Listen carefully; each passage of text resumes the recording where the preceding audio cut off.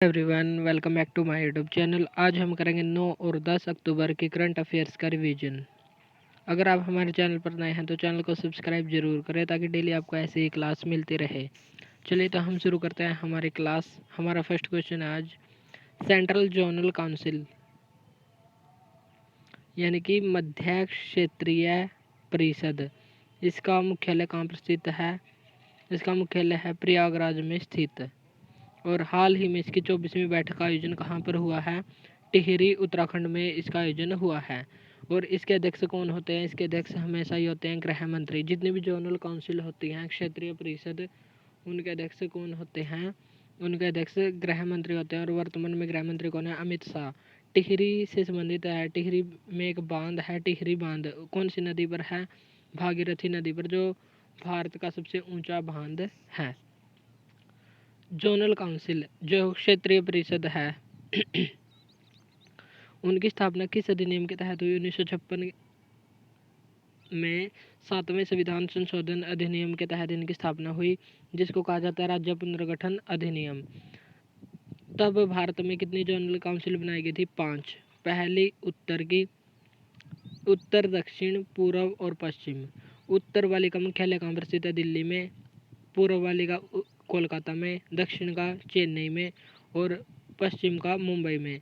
एक मध्य बनाई गई थी। मध्य क्षेत्रीय परिषद का मुख्यालय कहाँ पर है? प्रयागराज में।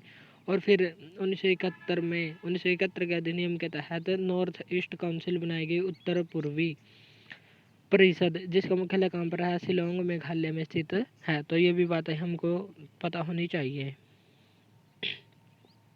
राज्य पुनर्गठन आयोग। राज्य पुनर्गठन आयोग के अध्यक्ष कौन थे? फजल अली आयोग। फजल अली आयोग के नाम से भी जाना जाता है और इसके अध्यक्ष थे फजल अली।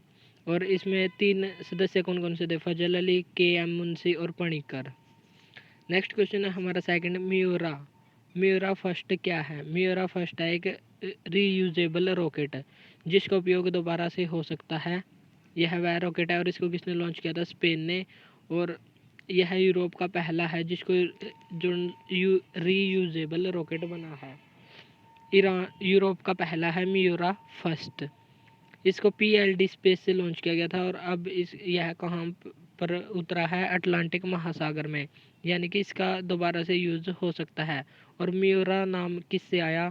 लड़ने वाले बैल के नाम पर, क्योंकि स्पेन में बुल फाइट फेमस है, तो वहीं से बैल, लड़ने वाले बैल का नाम है म्यूरा।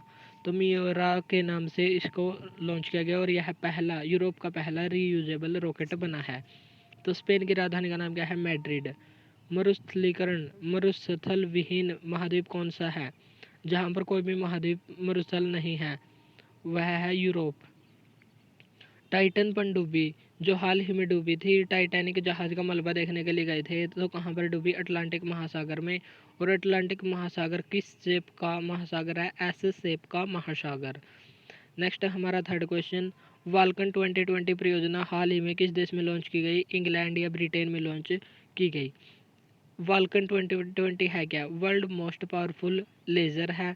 इसका कार्य क्या है? इसका कार्य स्टार्ट हो चुका है और 6 साल में यह बनेगी परियोजना, और 20 गुना अधिक शक्तिशाली और 20 किलो जूल आउटपुट प्राप्त होगा। तो 2020 इससे आया। और वल्कन वर्ल्ड की मोस्ट पावरफुल लेज़र है। वल्कन 2020 परियोजना कहाँ पर शुरू हुई? ब्रिटेन, इंग्लैंड में। नेक्स्ट है लीगो। लीगो इंडिया कहाँ पर लॉन्च हुई? हिंगोली, महाराष्ट्र में। और आदित्य L1 मिशन का संबंध किससे है? सूर्य से है। और इसको लॉन्च करने वाला व्हीकल कौन सा? PSLV C-57 125 दिनों में पहुंचेगा और 115 किलोमीटर 115 लाख किलोमीटर दूर यह स्थित है। 15 लाख किलोमीटर दूर स्थित लैंग्रेज पॉइंट 1 पर जाएगा। UK, United kingdom. United kingdom, Britain, England, और इनमें क्या क्या फ़र्क है? चलिए तो हम देखते हैं। यूके, यूके का मतलब है यूनाइटेड किंगडम। जब नॉर्थ आयरलैंड और ग्रेट ब्रिटेन दोनों को मिला दिया जाए तो क्या बनता है? United kingdom. और यदि ब्रिटेन और स्कॉटलैंड को मिला दिया जाए तो बनता है ग्रेट ब्रिटेन। और ब्रिटेन किससे बनता है? इंग्लैंड और वेल्स। इसमें है इंग्लैंड और वेल्स, इसमें है ब्रिटेन और स्कॉटलैंड। ब्रिटेन और स्कॉटलैंड से बनता है ग्रेट ब्रिटेन, और ग्रेट ब्रिटेन और नॉर्थ आयरलैंड मिलकर बनते हैं यूनाइटेड किंगडम। जैसे सबसे पहले है इंग्लैंड। यदि इंग्लैंड में वेल्स को मिला लिया जाए, ये तो है इंग्लैंड, इंग्लैंड में वेल्स को मिला लिया जाए तो बन जाएगा ब्रिटेन, और ब्रिटेन में स्कॉटलैंड मिल जाए तो बन जाएगा ग्रेट ब्रिटेन, और ग्रेट ब्रिटेन में नॉर्थ आयरलैंड के मिलाने से बन जाएगा यूनाइटेड किंगडम। तो ये सभी बातें हमको पता होनी चाहिए। नेक्स्ट है हमारा फोर्थ क्वेश्चन, एशियन गेम्स। 2023 में कौन से क्रम का एशियन गेम्स हो रहा है? 19वें क्रम का 2023 में होंगजो चाइना में हो रहा है। इसके ध्वजवाहक कौन थे? लवलीना बोरगोहन और हरमनप्रीत सिंह। समापन समारोह के ध्वजवाहक कौन है? पी आर श्रीजेश, और हॉकी टीम के गोलकीपर हैं जो पी आर श्रीजेश बने हैं। इंडिया का बेस्ट स्कोर अब की बार कितना रहा है? इंडिया ने अब की बार 28 गोल्ड, 38 सिल्वर और 41 ब्रॉन्ज यानी कि टोटल 107 पदक जीते हैं।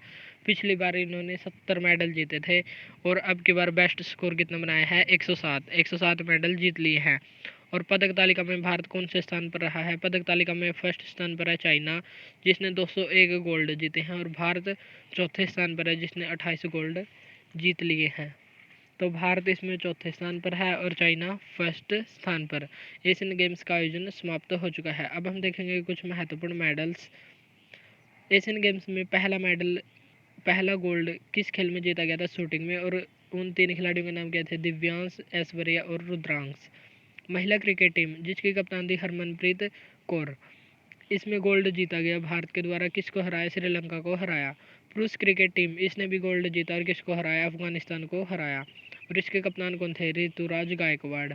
महिला क्रिकेट टीम के कप्तान थे हरमनप्रीत कौर और पुरुष क्रिकेट टीम के कप्तान कौन थे? ऋतुराज गायकवाड़ थे।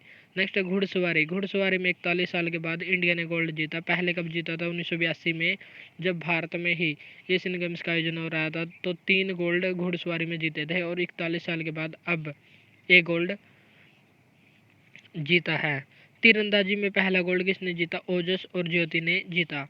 भाला फेंक में अनुरानी और नीरज। अनुरानी महिलाओं में गोल्ड जीता भाला फेंक में, और पुरुषों में नीरज चोपड़ा ने गोल्ड जीता। शॉर्ट पुट यानी कि गोला फेंक, इसमें गोल्ड किसने जीता? तजिंदर पाल सिंह ने जीता। बैडमिंटन में गोल्ड पहली बार। मिक्स्ड डबल्स में गोल्ड किसने जीता? सात्विक और चिराग ने जीता बैडमिंटन में। टेनिस में गोल्ड किसने जीता? रोहन बोपन्ना और ऋतुजा भोसले ने। मेंस हॉकी टीम में गोल्ड भारत ने जीता और किसको हराया? जापान को हराकर मेंस हॉकी टीम ने गोल्ड जीता। अविनाश सावले ने 3000 मीटर स्टीपल चेज में गोल्ड जीता। नेक्स्ट है पारुल चौधरी ने 5000 मीटर दौड़ में गोल्ड जीता, जो मेरठ उत्तर प्रदेश से संबंधित हैं। कबड्डी टीम मेल और फीमेल दोनों टीम ने गोल्ड जीता, और किसको हराया? मेल ने हराया ईरान को और फीमेल टीम ने हराया चीनी ताइपे को। स्क्वैश मेंस टीम ने गोल्ड जीता, किसको हराकर? पाकिस्तान को हराकर गोल्ड जीता। नेक्स्ट इंपॉर्टेंट खिलाड़ी है सिफ्थ कौर समरा, जो शूटिंग से संबंधित है, इन्होंने गोल्ड जीता। दीपिका पल्लिकल और हरेंद्र पाल सिंह, इन्होंने स्क्वैश में गोल्ड जीता। नेक्स्ट क्वेश्चन है हमारा fifth, AIBD Asia Pacific institute for broadcasting development है, जिसकी स्थापना कब हुई? 1977 में इसकी स्थापना हुई और हेडक्वार्टर कुआलालंपुर मलेशिया में स्थित है। तीसरी बार इसके अध्यक्ष कौन बने हैं? इंडिया इसके अध्यक्ष बन गए हैं। और कौन से सम्मेलन में यह घोषणा की गई कि तीसरी बार इंडिया अध्यक्ष होंगे? इसका 21वां सम्मेलन पोर्ट लुई मॉरिशस में हुआ, तो वहाँ पर निर्णय लिया गया कि तीसरी बार अध्यक्ष इंडिया बनेगा। और इसकी अध्यक्षता किसने की है? गौरव द्विवेदी ने की है, जो प्रसार भारती के CEO हैं। नेक्स्ट देख लेते हैं हम इम्पोर्टेंट क्वेश्चन, 2023 में भारत किन किन की अध्यक्षता कर रहा है? SCO 2023 की अध्यक्षता किसने की? इंडिया ने। ICC वर्ल्ड कप 2023 जो अब वर्तमान में चल रहा है, इसकी अध्यक्षता किसने की? इंडिया ने। G20 जो 9 और 10 सितंबर को सम्मेलन हुआ था, उसकी अध्यक्षता किसने की? इंडिया ने की। भारत मंडपम में इसका आयोजन किया गया। वासेनार व्यवस्था, इसके अध्यक्ष कौन है? इंडिया है। हॉकी इंडिया वर्ल्ड कप जो जनवरी 2023 में हुआ था ओडिशा में, इसका अध्यक्ष कौन? यह कहाँ पर हुआ था? इंडिया में इसका आयोजन किया गया। नेक्स्ट है सिक्स्थ क्वेश्चन, इंडियन एयरफोर्स ने अपना स्थापना दिवस कब मनाया? 8 अक्टूबर को मनाया। और पहली बार इसकी स्थापना कब हुई थी? 8 अक्टूबर 1932 को स्थापना हुई थी। और स्थापना दिवस कहाँ पर मनाया? 91वां स्थापना दिवस सेलिब्रेट किया प्रयागराज इलाहाबाद में। और यहाँ पर एयर शो किया गया बमरोली वायुसेना स्टेशन पर एयर शो किया गया। इसमें एयरफोर्स परेड की अध्यक्ष कौन बनी थी? जो पहली महिला बनी है सालिजा धामी। तो ये भी हमको ध्यान रखना है कि अब की बार एयरफोर्स ने अपना कौन सा स्थापना दिवस मनाया है? 91वां मनाया है। कहाँ पर? प्रयागराज, इलाहाबाद में। और जो महिला परेड थी, जो एयरफोर्स की परेड थी, उसकी पहली महिला अध्यक्ष कौन बनी है? सालिजा धामी बनी है। इसका ध्येय वाक्य क्या है? नभ स्पर्शम दीप्तम। तो इसका ध्येय वाक्य है। एयरफोर्स के वर्तमान अध्यक्ष कौन है? वी आर चौधरी वर्तमान अध्यक्ष हैं। नेक्स्ट है हमारा 7वां क्वेश्चन।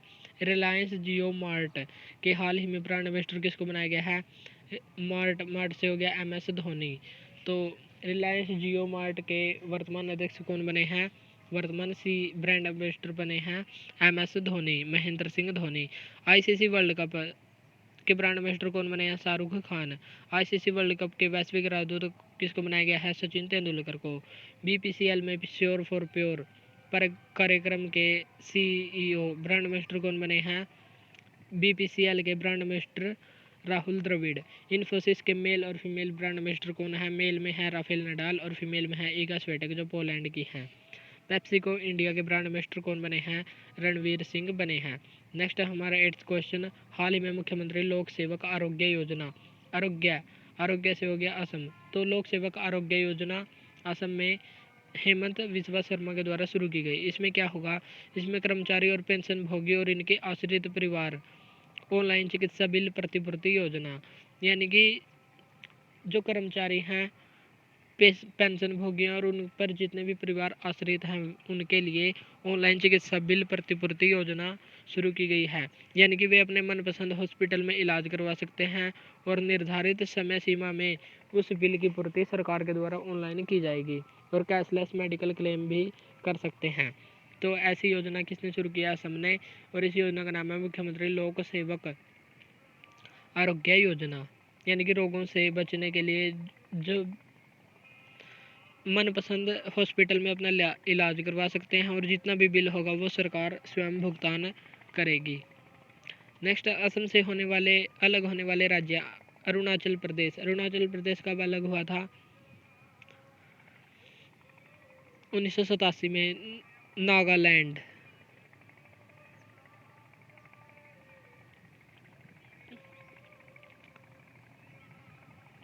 1987 में अलग हुआ था। नागालैंड 1963 और मणिपुर और मेघालय 1972 और 1987 में। मेघालय का बना था 1972 में। मणिपुर और मिजोरम, त्रिपुरा राज्य की स्थापना कब हुई थी? 1972 में हुई थी। तो ये थे 7 राज्य जो अलग अलग हुए थे असम से। नेक्स्ट है सौर मंदिर।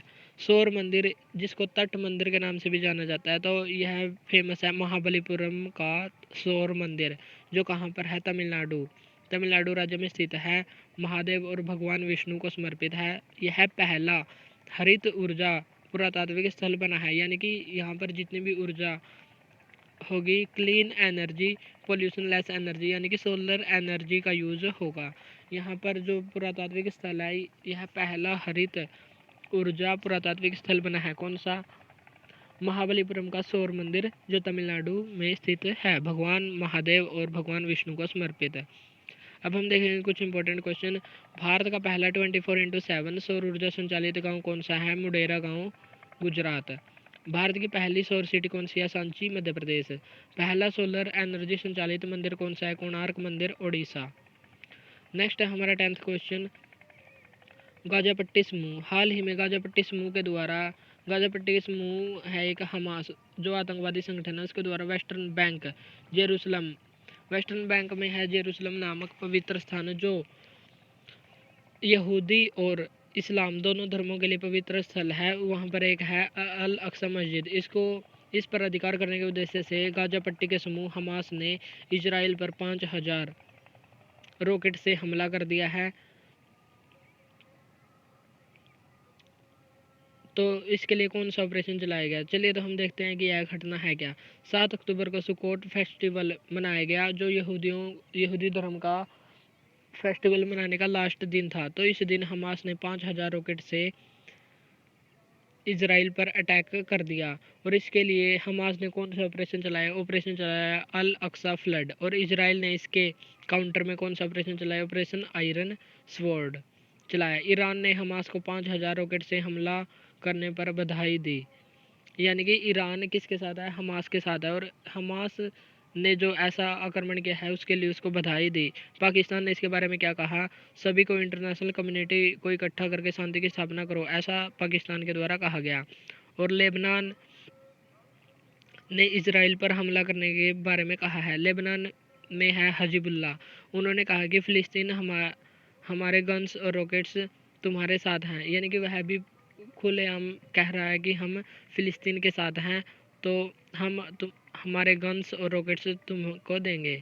अमेरिका इसके बारे में क्या कहता है, अमेरिका कहता है कि इजराइल के लिए हम एयरक्राफ्ट भेजेंगे ताकि इजराइल हमास का सामना कर सके। ब्रिटेन भी इजराइल का सपोर्ट कर रहा है, भारत भी इजराइल का सपोर्ट कर रहा है, उसका पक्ष ले रहा है। क्यों, क्योंकि यूएन में जितनी भी बार भारत को सुरक्षा परिषद का स्थायी सदस्य बनाने की बात आई है तो इजराइल हमेशा भारत के पक्ष में रहा है। नेक्स्ट, इजराइल हमेशा कहता है कि कश्मीर भारत का है, इसलिए भी भारत इजराइल के सपोर्ट में खड़ा हुआ है। नेक्स्ट, सामरिक दोस्त है, इजराइल भारत का सामरिक दोस्त है। सामरिक दोस्त मीन्स वेपन्स के मामले में हमेशा सपोर्ट करता है इजराइल। जब भी हमें कोई हथियार चाहिए हो या हमको उनको चाहिए तो हम आपस में हथियारों का आदान प्रदान कर लेते हैं, तो यह होता है सामरिक दोस्त। तो इजराइल भारत का सामरिक दोस्त है। और हमास एक आतंकवादी संगठन है और भारत एक शांतिप्रिय देश है, तो इसलिए भी भारत हमास के खिलाफ और इजराइल के सपोर्ट में खड़ा है। नेक्स्ट है हमारा 11th क्वेश्चन, 1600 व्यक्तियों द्वारा बोली जाने वाली पश्चिम बंगाल की टोटो भाषा है विलुप्ति के कगार पर। ये थी हमारी आज की करंट अफेयर्स। आज के लिए इतना ही, मिलते हैं नेक्स्ट वीडियो में। Thank you. कल को हम करेंगे 10 अक्टूबर और 11 अक्टूबर दोनों की करंट अफेयर्स। Thank you.